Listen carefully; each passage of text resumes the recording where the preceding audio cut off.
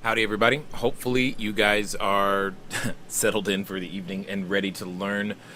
In this particular case, what we're going to do is we're going to learn a little bit differently than normal. I'm going to share something that my team and I have been preparing for you so that you guys can learn from that as well. Now, a couple of quick housekeeping things. If this is your first time here, or not, I still want to know your first name, where you're from, how many units you currently have. Feel free to type that in the chat because I can see it. And I see a number of you are already here and you have already shared. I love it. It was looks like Robert's done it. Ryan's done it. We got Rashima. We've got a number of people. Hello, Michelle. Glad that you guys are here. And there's a number of you who have you came in and you instantly shared, and some people are probably wondering what that's about, and I'll tell you in a second. At the end of the day, you can see some information about me on the screen, some deals that we've done, lots of things, and those are all the good things, right? Those are all the good things. So, and Bobby V from Mission Viejo is here at the moment. That's pretty funny, Robert. You're crazy. It's zero yet. Okay, I like that. That's good. That's good.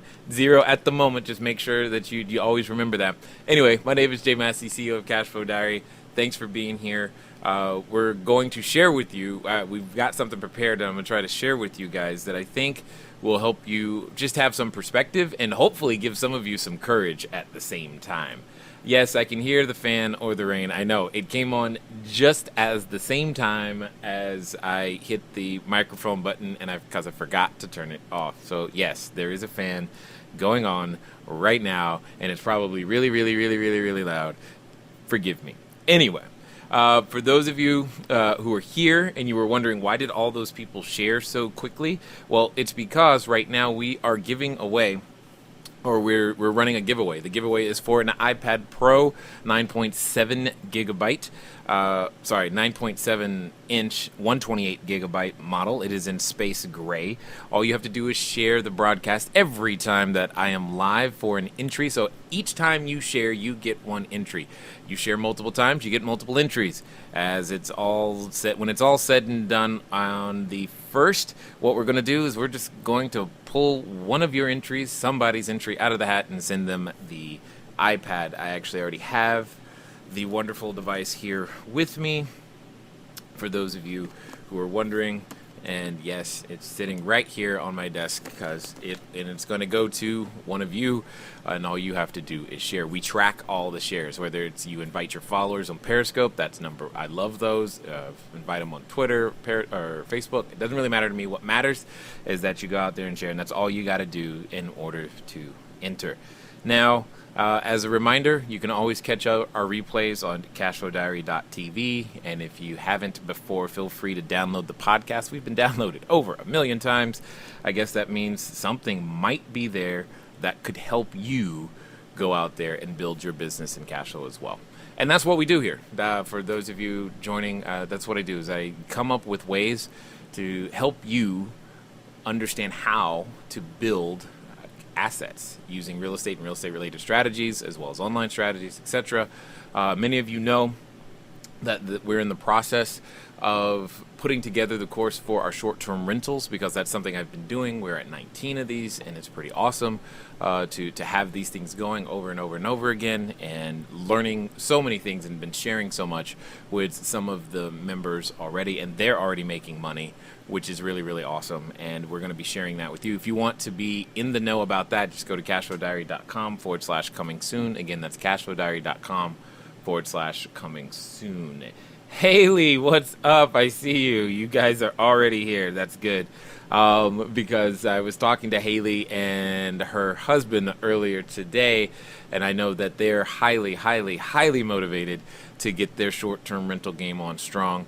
And I would encourage you guys to take lots of deep looks into what we're going to be talking about and get yourself over to cashflowdiary.com/coming soon. Now, so that you guys know what we're going to be talking about here is that we've prepared something for you. It's I'm going to talk about 7 of mistakes that I have actually made, and I'm going to assign dollar values to them.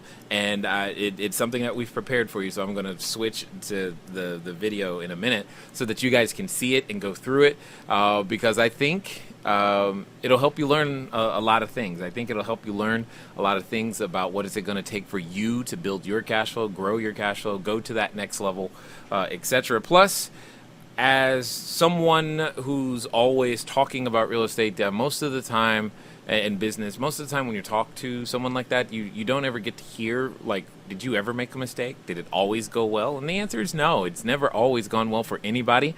And I find that sometimes people want to try to give the impression that it's always gone well.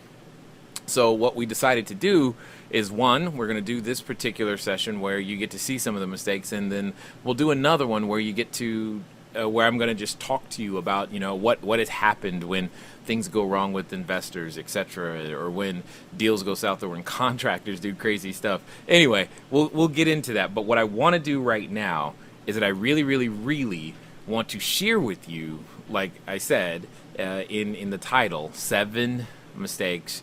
So hopefully I've given you enough time to go grab a pen or paper, something to write down, because there's lots of lessons that you're going to be able to pick up really, really quickly. Lots of don't do this and lots of do this way, so that you can have success that you're going to pick up right now. And I want to make sure that you guys are ready for it. So hopefully that works out for you. And I'm looking forward to hearing and watching all of your comments come in, and hopefully you enjoy this without freaking out too much. And if I scare you completely away from real estate and business, that's fine by me too, because all of this stuff is real. Some of the names and faces, well, except mine, have been changed to protect the innocent. Nonetheless, I want to make sure that you guys are capable of just understanding, stuff happens, but it doesn't mean it's the end. So here we go. Hi guys, this is Massey with the CashFlowDiary, and I'm glad that you have taken the time to invest here, and I promise to produce a return. Now, I don't know how big of a return, but here's what I will tell you. We're going to go over some of my largest mistakes, and those largest mistakes have literally cost me millions of dollars, and that's millions, and that's also with an S. So that's 7 digits, and I want to share that information with you. Not because I'm necessarily like, ooh, wow, look at all the big blow-ups that happened, but most importantly, that I believe because we were willing to go through the mistakes, we now have the benefit of being able to turn those mistakes. We get the benefit to be able to profit from them, and more importantly, by sharing them with you, you have the opportunity to profit from them from the beginning, because experience can be one of the best and most efficient teachers, and that's exactly why you're watching today. So I'm going to do my best to make you more efficient from the beginning, so therefore you don't do some of the largest things that I have done. We're going to shorten those learning curves, make it easy for you to be successful from the beginning. And as you watch all the way through, I think you'll understand where many of the things that I come up with come from. Now, some of you probably don't even know who I am yet, really. So if you permit me, I'll want to take just a small little smidge of time and share with you some of the things that, like how we got started, and more importantly, the things that have happened to us along the way that I think will help you understand my perspective, and more importantly, the types of lessons that you can learn, not only from this webinar, but from all the things that we do here at the Cashflow Diary to make sure that you can be successful. A few short years ago, my wife and I were in a situation in which many would call less than perfect, and by that I mean the following. My wife was suffering from a condition known as hyperemesis. Now, if you're like me, when I first heard it, I didn't know what that was. I thought it was, just a confusing term the doctors made up to sound smart and charge a lot of money. What it really means is that she could not consume something as simple as bread or water while pregnant. She couldn't eat or drink. Let's call that stressful. One day, to blow off steam, I went to play volleyball. I went and played volleyball. I jumped to spike the ball, landed on a guy's head, and punctured my lung. I was born with asthma. When I punctured my lung, I developed a condition known as pleurisy. Now, it meant the combination of the two plus a drug interaction, I could not walk and talk simultaneously without fainting. So here we are, my wife, she can't eat or drink, and I can't walk or talk. We're quite the pair at that moment. All of this leads to many different things. I learned a very painful lesson that being self-employed means if you don't go to work, you don't eat. Many of you may know about that lesson. We learned it so well that we started having to squat in bank-owned property. Our primary residence was foreclosed on, so understand that. I didn't really know where we were going to stay. We had a credit score of 398, and we couldn't put $75 together. It was around that time a friend says, hey, you should become a real estate investor, which that's the natural choice, right? Here's what we did. We listened. We didn't let what we didn't have stop us, and we moved forward anyway to find out, could there be a possibility around that corner? We gave ourselves a shot. In doing so, we learned that there was a way to do real estate using none of our own money and credit. And it took a while to get started and figure out all the intricacies and things, but what ended up happening is we closed on a property even while we were still squatting in bank-owned property. So that was interesting, to say the least. 3 weeks after that, we did another 11 transactions, and since then, we've gone on to do hundreds of transactions in many different states. We currently have a portfolio that spans hundreds of units across many different states, one commercial property at the moment, as well as a cell phone tower, and we're working with some partners to build a resort. So all of those things started from a position which most people would consider disadvantaged. However, having no prior experience, no prior background, no understanding really of real estate, that left us open to making a series of a number of mistakes that I want to share with you. Because I believe that by sharing them, you get the opportunity to learn. I don't know if you've ever read a biography, maybe the Diary of Anne Frank or Benjamin Franklin's diary or any of those things. You learn so much from the experience of others. And I want to take a moment to share with you some of my most valuable lessons from some of my largest blunders. And I believe that as we go through this, you'll be able to benefit as well. And it'll hopefully lessen the fear, help you take more action, and give you a foundation from which you can begin your own real estate career. So let's get started. When we look at number one of the things that we have here is like starting too late. See, I just shared with you all the things that happened as it relates to the story afterwards. When my friend came to me and said, hey, real estate was the solution, that wasn't the first time we had considered getting involved in real estate investing. We started too late. See, that same friend had offered me an opportunity earlier, but that time it was, hey, let's do this together. And I said no. In the meantime, between the time I said no and the time he came back, he had literally earned millions of dollars, half of which at that time would have been ours. So I put a value on starting too late. More importantly, letting fear control my actions, control and dictate what I do and don't do, succumbing to it and letting it stop me from moving forward, i.e. not moving at the speed of instruction. It cost me tons of money. Now, in my case, I wanted to wait until all the lights were green because it didn't make sense. You know, I had what at that time I thought it was fine, comfortable place to go and stay. Here's what I missed. You don't need to wait for all the lights to be green to get started. Here's what I mean by that. Could you imagine if what you did when you were going to the grocery store, going to get something to eat, you're like, you know what? I'm going to go get something to eat, but I'm not going to leave my house until all the lights are green between my house and the place you're going to go eat. Would you ever leave the house? The answer is probably no. Oftentimes, we want to see the clear path that leads directly to the destination, and unfortunately, that's not always the case. Sometimes you got to go as far as you can see, and when you get there, you'll see further. That one thought process, I know for a fact, cost me at least $500,000. So let's go on to number two.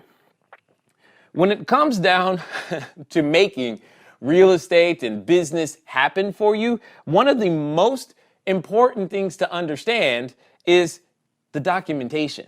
Now, in my first transaction, I was very, very excited. I'm what you call a doer. You know, I go out there, I make things happen, and the details often escape me. So, believe it or not, Even though I'm in the process of learning how to do real estate and I'd never done it before, I didn't thoroughly read the documentation. And that resulted in the following. I thought I was purchasing a 3-bedroom, 2-bath house. I ended up purchasing a 2-bedroom, 1-bath house. You're like, how is that possible? Didn't you go see the house? No, I didn't. Now, that doesn't mean you have to see the house, but it does mean that if you get an inspection report, you should read it. Because I didn't. You never know the information that is contained sometimes in those reports. And in this particular case, that was one of the things. Additionally, I didn't completely understand the mortgage documentation. And long story short there, what ended up happening is that it put us in a situation in which the cash flow that we had suddenly evaporated because the mortgage loan adjusted and all these other things. It's now a fully amortized loan, and that's fine. It's just I didn't know it was going to happen. And those were the things that caught us unaware. Not understanding or not reading the documentation fully can occasionally cost you. Now, understand this. Just because you read every word doesn't mean you understand the impact of every word. That's where teammates can come in to help you understand these things so that you can still move forward without thinking you have to become a legal expert yourself. Keep that in mind. When it comes to number 2, please read the document. And in my terms, I believe that to be a $30,000 lesson on just that one transaction alone. Let's look at number 3. Well, for those of you who have been following me in any sort of time, you know one of the things that I love to say is do only that, and keywords on only that which you do best, and hire out the rest. And there are only a few specific things that you and I do best. So don't fool yourself into thinking that you've got to do everything yourself, because you are paying what is typically known as an opportunity cost. Because you are trying to learn and investing your energy in something that you don't do best, you are by default not doing what you do best. Let me give you a quick example. One of the things that I struggle with personally is the whole idea of the accounting and bookkeeping that goes along with these complicated transactions that we can occasionally do. Well, a complicated transaction has many different balance sheets involved, many different profit and loss statements, many different debits and credits, and God only knows if let's just hope there's not a journal entry too. All of these things I know today, but the point is, how do you do them correctly? How do you make sure that the books mean and say exactly what happened? These are all things I thought I had to do myself. In fact, I told myself, I'll save money by doing it myself. That's what I said. Well, here's what I did. I was literally 90 plus transactions in. Now, I started out my career as a wholesaler. That meant I bought properties at a discount and I sold them at a discount. I bought them at a discount, sold them at a discount, and we did it quickly. So there's money coming in, there's money going out, and it's fast, and it's tens of thousands, if not hundreds of thousands of dollars at a time. 90 plus transactions and zero accounting. Now, here's what I learned.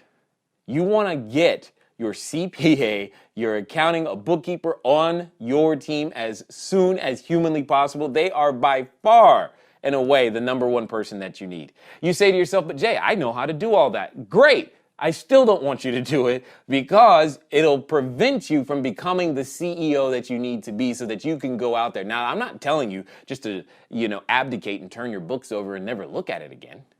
What I'm saying is let someone else do the work that you are now saying is below your pay grade.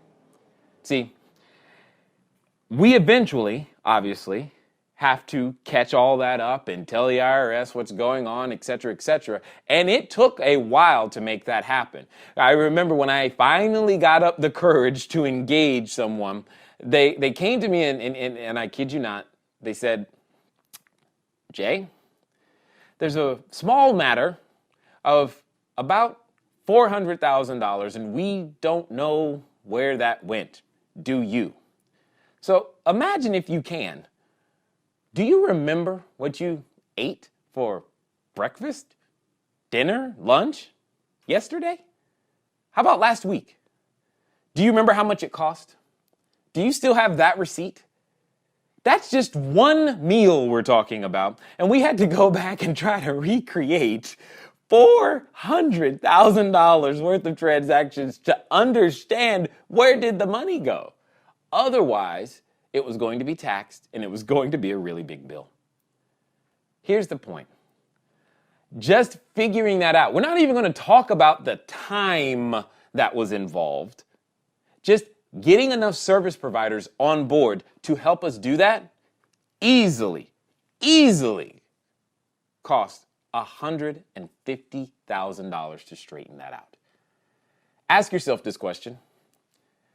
Do you think a bookkeeper, an accountant, CFO, any of those people cost $150,000? So you can consider this a coupon right here. Get that person on board as soon as humanly possible. Sit down with them, explain to them your business model so that they know how to keep up with the accounting that is happening inside your business before you end up with a big bill. Let's move on. Number 4. As you go through real estate, in fact, one of the best things about business is the fact that you don't have to be the expert. You don't have to know all of the pieces. You get to use the concept of leverage. See, when I say the word leverage, though, specifically when it comes to real estate, many people often think of loans and money. Well, what I also mean is, well, what about other people's time? What about other people's knowledge? What about other people's everything? If they can do it bigger, better, faster than you, let them. Period.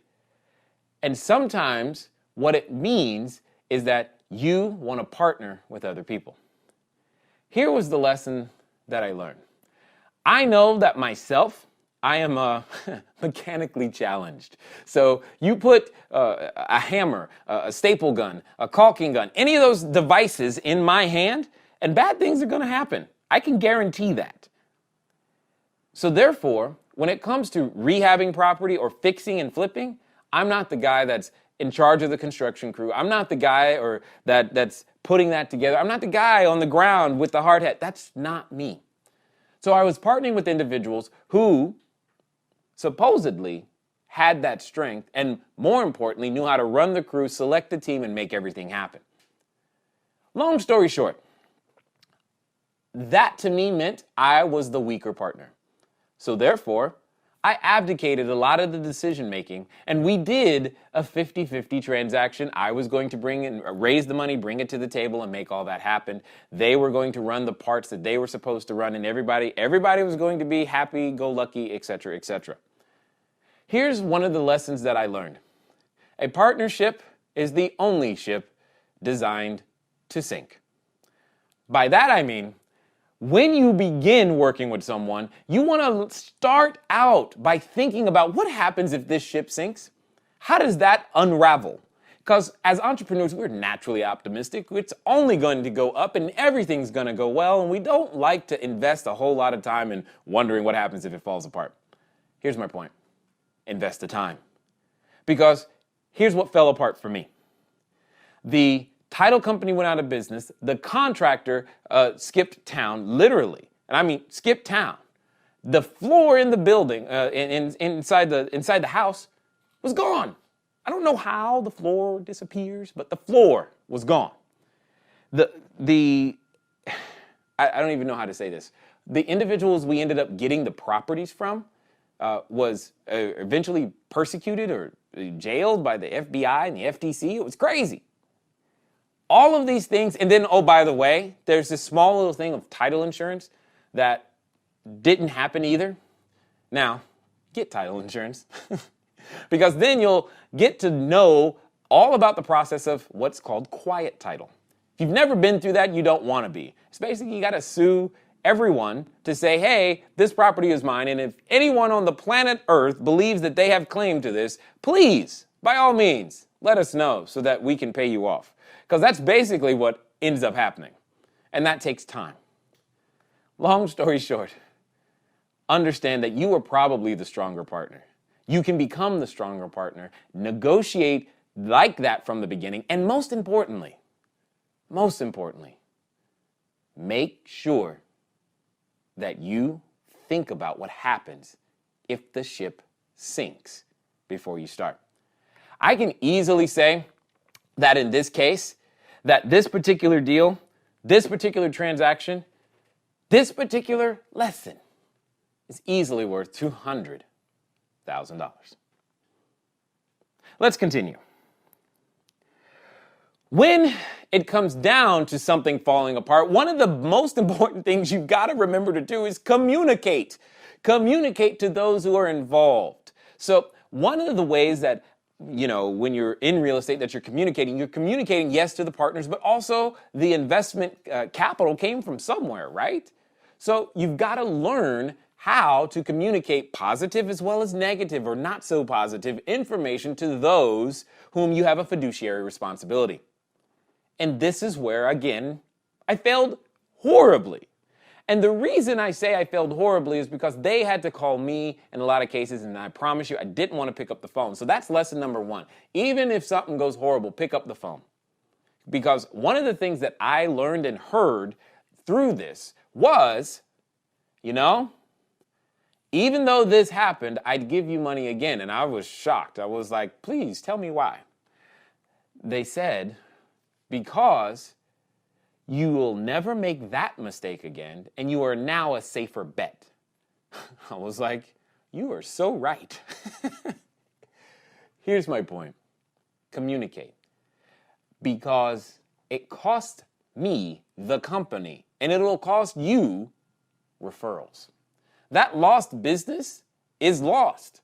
It's really difficult to go and get that back if you don't communicate, whether it goes well or whether it doesn't, okay? And what I learned in this particular section of the lesson was a lot of investors, they understand that not everything is going to go well. You may be the one that's surprised. Oh, wow, this happened. That's why I say you got to think about what happens on the downside just as much as you think about what happens on the upside, but also have communication channels in place. Obviously, today we're significantly better at communicating than we used to be, and we're always improving, but those are the things that I learned in that case. And I say that there was lost revenue, lost opportunity, simply because we didn't communicate. In this particular case, it's really hard to assign a number because how many referrals could that have been? Who knows? But we're going to call this one $100,000. $100,000. Let's go on. This one, for those of you, if you've actually already picked up a copy of my book, CashFlowDiary, 10 Steps to Creating Wealth in Any Economy, if you already have this and you've looked at step number 9, this is where the profit analysis quadrant comes from. I was doing deals the best way I knew how. And then I learned that my CFO had some ideas. This was long before I understood how to communicate with a financial CFO. Like, you know of a bookkeeper and an accountant. You kind of understand what they're supposed to do. But how do you work with the CFO? What's the difference? And this is where she began to train me on what that difference looked like and what it should be and how the relationship between CEO and CFO should go. And more importantly, the massive dollar benefit that you would be able to have if you have such a person. Here's my point. She would say things to me like, okay, so this deal is done. However, if you had done it this way and gave them this benefit, the company would have had this benefit. And I was like, wow, that's neat. She would say other things to me like, Jay, many of the investors, they're not cashing their checks. And I'm like, what do you mean? Then I'd call the investors and they go say, well, we didn't cash it because it's going to our retirement plan. We didn't have any use for it. And I'm like, what? So this is akin to a company when it pays a dividend. That's cash just not reinvested into further research and development or product development, if you will. So the same thing was happening, and I had to come up with a solution that made sense. It didn't make sense to me. How on earth and why on earth wouldn't you want to cash your check? But guess what? The people are out there who don't need the cash flow today. They need growth through appreciation. And if you've read the book, you know that there are 5 types. And you understand that. Here's my point. By understanding that and understanding it clearly, you have the ability to have better deal structure from the beginning. Now, when I look at all of the past deals that I've done and add them all up and the numbers of times that I've overpaid investors for paying too much interest, man, it adds up to a really, really, really large number. With that being said, I'm going to say that bad deal structure easily cost $300,000. Now, you may say to yourself, well, where did the $300,000 go? Well, it went into the investors' pockets. And there's nothing wrong with that. However, win-win does not always mean equal. Because there's lost opportunity costs for the company not being able to use those dollars that just sits there. And the investors want to just have their money keep working. So sometimes it doesn't make sense to do what you may think naturally works. Bad deal structure is important and imperative. Just because a deal is profitable, it may not be profitable, or it could have been more profitable for you and your company if you understand things like the profit analysis quadrant. Let's keep going. When we look next, this one by far, at this point you're like, good God, how many mistakes does this guy have? Well, here's the deal. A lot. I want you to understand something. If the information I'm going through with you right now is like, oh my gosh, scaring you, and you're like, I'm just not doing real estate, great. Because that could be one of the decisions you make. Here's the point. When you are comfortable and learn to become more comfortable with failing fast, failing forward, and failing frequently, you have the ability to grow.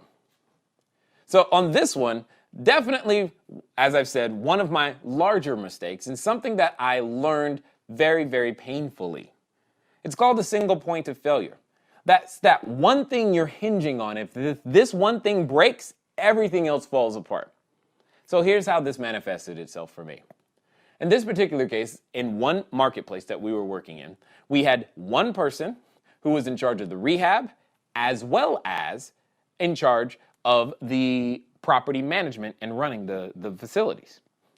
Okay, here's what I'm going to say. Don't do this. Here's why.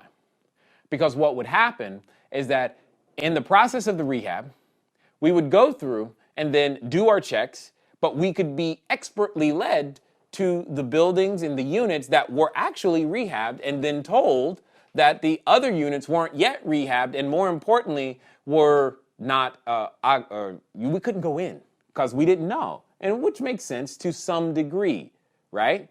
But always check all your units all the time, every one of them, always. You're hearing some of the lessons already because it'll make it difficult to quote unquote play this shell game of where the money went. And then occasionally, you could report a building that hadn't been rehabbed as occupied. So think about it. If a unit that hadn't been rehabbed was occupied, interestingly enough, if you were receiving a check, you wouldn't think to check that unit because you're like, it must be cool because, hey, you're getting the check. Long story short, we have learned to put lots of other checks and balances in place. We've got now a system whereby we use multiple property managers in any one location. We've got second and third layers of cash management, all these things that are really, really like high level, but really awesome. And going through this process, I learned a ton. I learned a ton about my team and how close you can actually become and learn literally how to communicate with your operations, the CFO. Everybody came together to make the company run, and it was awesome to see that. But a single point of failure can be very deadly for you financially. Let me give you an example of another single point of failure you're probably really familiar with. You have a job. Whether it's a W-2 job or a self-employed client, it doesn't really matter. If that one job or one client goes away, now what? This is part of the reason why we started slanting towards acquiring as many units of production as humanly possible. Is because if we lose, quote unquote, one unit, we have another 40 that make up for the lack of the one. Does that make sense? These are the things that get me excited today, is to know that the more we have, the safer, more predictable our income has the ability to be. And the same is true for you. Now, does that mean you got to learn new skill sets? Yeah. Does that mean you're going to make some mistakes the first time you do it? You better. All of those things are part of the process. This is why I say you've got to learn to fail fast, fail forward, and fail frequently. In this particular case, this lesson alone was definitely, easily being understated, even though I'm going to tell you $800,000. Yeah, $800,000. And the reason I know that number very specifically, because when we went to court to sue the guy, that's what they awarded us, and that is the judgment we have. That doesn't count lost revenue. That doesn't count all the other stuff that could have happened. It doesn't count opportunity cost, and God only knows what else. The point is, it's $800,000 lesson given to you at no cost. No single points of failure. Now, as a bonus, I got to give you something that I know will help you in a very short while. So if you're going to play this real estate game, at some point, you will experience the joy, that's sarcasm, of a fire. It's gonna happen, all right? And it has happened to me more than once, and I am now really good, and the company is excellent at being able to process claims and understand these things. But here's what I share with you. One of the most important things you can do when a fire happens, if the building is still standing and salvageable in any way, shape, or form, is to go get an insurance policy. You're like, what do you mean? Well, occasionally what could happen is that as you have a fire, the existing insurance policy may say, okay, cool, we'll cover you, but we're also canceling. And here's what my thinking was. My thinking was, okay, cool, it's a half-burnt building, so how on earth am I going to go do and get another insurance policy? It didn't make sense. But it turns out that there are companies out there that would do this. Here's why it became important. It's because during the process of filing the first claim, what happened was the building caught fire again. And you know what that meant? That meant the remaining building was not there to be inspected, so therefore our claim got adjusted downward because there's no building now. The city came, knocked down the building, and we're just like, great. Now what do we do? Long story short, get insurance, and yes, twice, even on a burnt building. And here's the bonus tip. There are individuals out there who literally fight for you on your behalf against the insurance company. Here's what I mean. If you've ever filed an insurance claim, understand this. The insurance adjuster doesn't work for you. They work for the insurance company. Yes, they're friendly. Yes, they're nice, but they're not on your side. The public adjuster, however, is. Many of such public adjusters work on contingency. That's code for you don't have to pay them. So call them. You don't have to pay them unless they succeed at obtaining an award or settlement for you. Even if you're like, well, I'll do it myself so that I don't have to pay them, still the wrong move. Because now you're going to invest so much time. And I promise you, you cannot, and I'll say it one more time, you cannot process a claim as efficiently, as thoroughly, as everything as them. You just can't do it. Well, unless you're a public adjuster. Here's the point. Go get the insurance twice.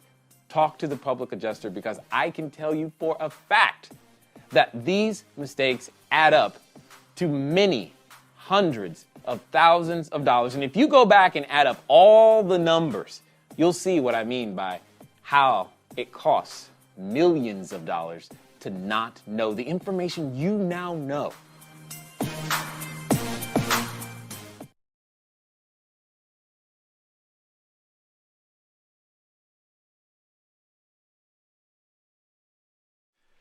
Howdy, peoples. Hopefully that was helpful for you. I'm not really sure. We wanted to give you guys something that we thought would be helpful, and share with you that I'm not perfect, but we already knew that. That was not exactly, that wasn't news, was it? So hopefully not, and definitely give you some insight, some thoughts where these are where some of the lessons have come from. From a single family house, as you heard at the beginning. Some of those were apartment buildings that we were talking about.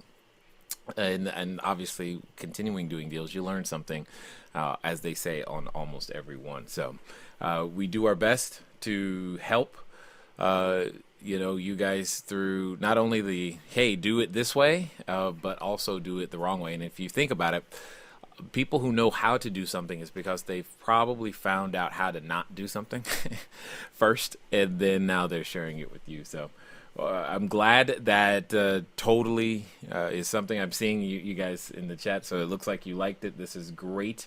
I see a number of you on Facebook. Hey, Marcus, James, Paul, thanks for being here.